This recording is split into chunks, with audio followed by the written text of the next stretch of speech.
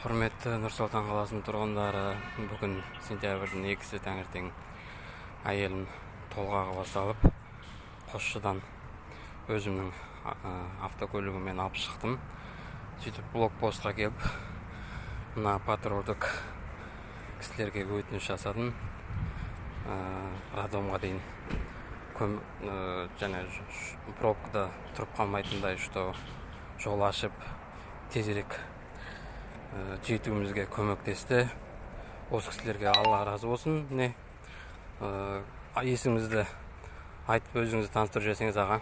Дидар болады, есімізді. Рахмет көп сіздерге.